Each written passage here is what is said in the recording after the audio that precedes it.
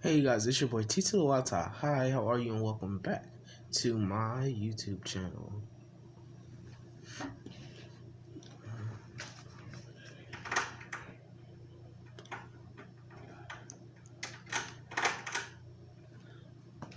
So I hope everyone is having an amazing, marvelous day.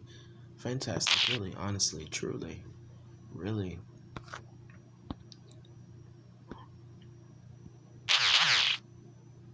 So I guess we're just gonna watch some YouTube and just chill out for about 5 minutes. Oh, cool. Let's watch this. We go all around the world.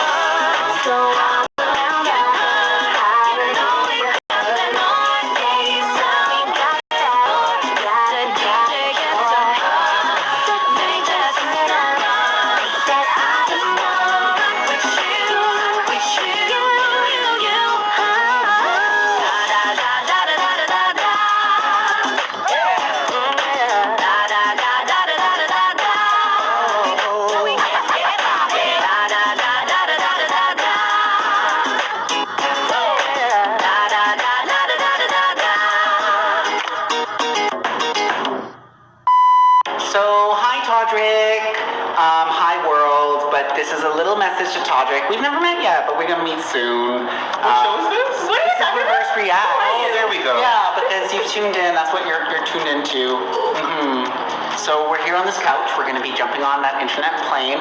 We ain't going too far. We're going, I guess, to the West Coast, but down south to the States, and we'll be reacting to Todrick. But before we react to Todrick Hall, we are first going to ask that you like, comment, and subscribe down below. Follow us on our journey, stay up to date with all of the reverse news. Now, reaction time. This is Todrick Hall's, I don't want to say it. It's hard, right? I can't say it. Think of it as the British. No. But But I've never that's what the song actually is called, and I've seen a lot of discussion about it online. I'm really excited to watch this, but a lot of people have been saying that I love the song, I love it so much. It's so hard for me to say the title of the song because this is not a word that I'm comfortable saying in my everyday life. If you're not comfortable saying it, you shouldn't say it. Pretty much. I feel like if you're not comfortable saying that, that's something that lives inside of you, and live your truth. Like for me, I live with no filter. Yeah. When I said it, I was like, and I was like, Yeah. I can't say it. Yeah. Bag, honey, let's go.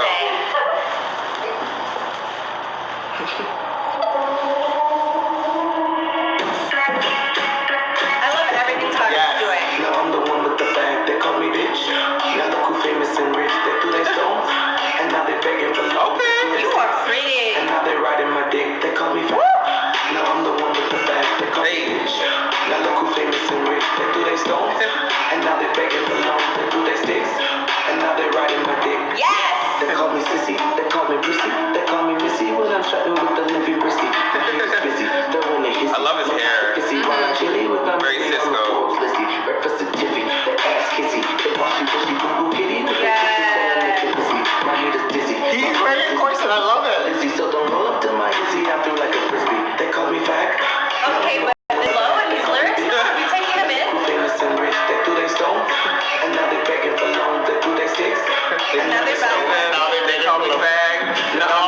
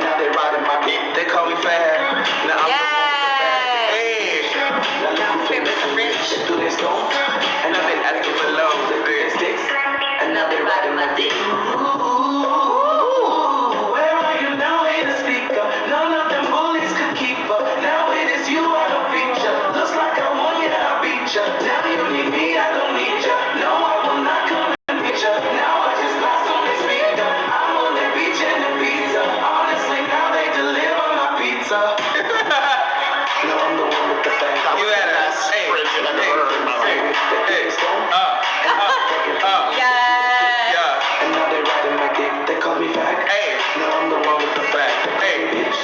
Now look who famous. You better listen to that whole thing. Begging for long, through their sticks. And now they riding my dick. This fag rich, they swag poor. They ain't calling me fag no more. Now they slide in my DMs. See you in that fucking tree. Oh my god! That fucking tree. That was Party part 1 and 2. amazing. Hey, I'm still going, like, The promotion for the tour, which I fucking wish. He is such a genius, and he knows how to sell everything, and he does it so well. He knows how to cross-brand, cross-market. Like, he's brilliant. Todrick Hall can fucking sing his ass off. He can rap, he can write, he can dance, he can choreograph. He's amazing. Funny as hell. He's amazing, and he looked very pretty in that video. I was like, you Beautiful. pretty girl. Beautiful. I'm living. You know, we've said this before. I'm not gonna go into all that again. Just reference all our other Todrick Hall things, but it's like if I were a solo artist, that's probably what I would You be are doing. Todrick Hall? I would probably be doing You are Todrick this. Hall. He's just, I don't know, like he just, what the whole thing of the fag thing at the beginning. What I love about what Todrick Hall is doing is he's removing all of the weight off of these words that were used to crush people. And he's like, they call me fag, now I'm the one that bag. He's like, yes, I am. Like he's giving the video like, yes, please call me a fag. He's making these terms like terms that you want to now own. He's making it fly. He's turning it into, you know what I mean, like a badge of honor. And I love it. I absolutely love what he's doing. He's done that with many of his songs, where he's like owning all the shit that people used to use to crush people. And I have so much respect for him. I hope that he can. I don't know, be recognized on a bigger level. He's rising. He's getting there. He's continuing to rise. He's continuing to rise, but I mean, bitch, it's been fucking like it's time. Like it's time for him to really be on the stages, not behind Taylor Swift as her backup minion, but winning the awards. I'm serious. Like, I don't mean to shade anybody. It's not shading against anybody, but it's like he should be performing at the Billboard Awards. These songs should be performed on the Billboard Awards. He should be on all them fucking extra and all those media platforms, just being recognized, because what he's doing is amazing. He's standing up for an entire culture, an entire people, and I love it. Love it, love it, love it, love it, love it. I do believe in kind of not letting a word like that kind of be taken by others, and like if you can't name it, you can't tame it, right? Like it's kind of like letting it kind of be owned by others and not kind of taking ownership and being okay with it is, I understand that part to it. I don't know, I'm just also like, we also just don't have to use the word. Absolutely. Fag used to basically be the sticks that they would like burn the witches with, right? And so, which I just find like really creepy. Like, why do we have to like just reference burning and like burning of people? Anyways, Todrick Hall, as I said before, is really a curator of pop culture. He's a curator of just coolness. He is like king or queen cool. 20 shows in like less than 20 days, 25 days. That is a busy schedule. I feel like this is not even. Well, it's October 10th to 30, and like, look at the back-to-back shows that we're watching. We're looking at a poster of his world tour. I'm really upset. He's not coming to my hometown, but we gonna go to him. That was just amazing. That was amazing. There's a lot that we can learn from Todrick There's Hall. a lot that Everyone can learn from him. He owns him. Like he owns it. This song was so clever. Like in such a like take that type of feel, you know what I mean? Like, and exactly like you were saying, owning it. I love him. I've loved him from the beginning. I've mentioned this before in the other Todrick video that we watched. I've been watching him for many, many years now. Like since I remember the first time he auditioned on American Idol, and I saw it in my living room on the TV, and I was like, he's a star. And here he is. He auditioned for American Idol? Yeah.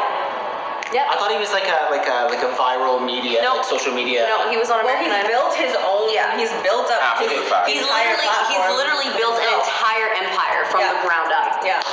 I love him. Love this song. I'm gonna listen to it again and again and again. Me too. The thing that I love about him is that all of his songs have such quotable. Yes. Like the entire song is a quote. Yes. You know, and it's like hashtag. You know what I mean? I love it all. There's a style for this.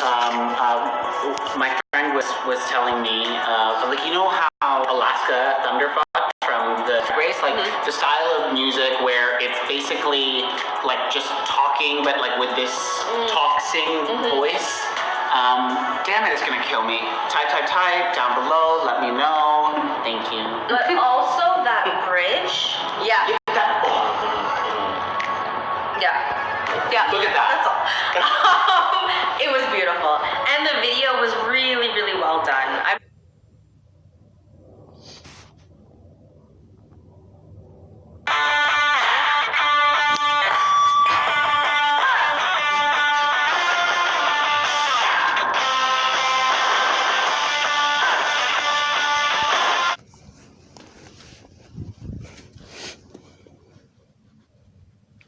You mentioned that in order for this to be a triumph, in order for this to be a Smithsonian museum, it had to have great original objects. Give me an example. When I came back to do this, everybody was worried about raising money. I was worried about finding artifacts because I didn't know that they were really there. I hope they were. But when I look at what we found that just amazes me, I have to begin with the material that we've discovered on Harriet Tubman. Harriet Tubman, the great abolitionist, the General Moses who led people free from the period before the Civil War, from the South into the North. This is a story I thought I wanted to tell, but I believe there was no material on Harriet Tubman around. One day I get a call from an amazing bibliophile, a man named Charles Bloxam, and he calls and he says, "Lonnie, I've got material from Harriet Tubman you need to see." And he said, "I've got it in Philadelphia. Come to Philadelphia to see it." And I remember thinking, why am I wasting my time? There is no Harriet Tubman material. But I thought, at least I get a cheesesteak out of the deal, right? So I load up and go to Philadelphia, and we go into this archive, and he pulls out one box, and I'm really skeptical. He pulls out a photograph of Harriet Tubman that no one had ever seen. I'd never seen it before. And I'm a 19th century historian. And he began to pull materials out that told me this was a treasure trove. And then he pulls out a hymnal that has all those spirituals that Harriet Tubman sang when she'd go into the South to help the enslaved escape. Swing low, sweet chariot, steal away Jesus. And even though she couldn't read, she kept that hymnal. And by the time he pulled that hymnal out, everybody's crying. So I suddenly realized that there were going to be these treasures that I could have never imagined, and that there were people, in essence, waiting for this museum to be able to open their doors and say, make this accessible to the public. Make sure this is preserved forever. These things were in boxes. They were in boxes. In attics, in basements. And I believe that the way to tell this story was to get into those basements, attics, and trunks. I believe that so much of the 20th century and most of the 19th century was in people's homes. And what's been wonderful is time and time again, people come to us and bring these things out.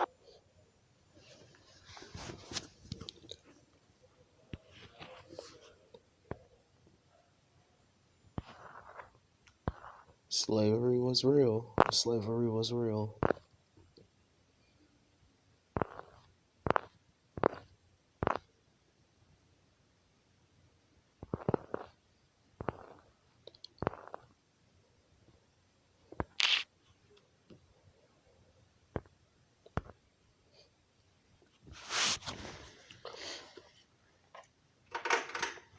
Okay, guys.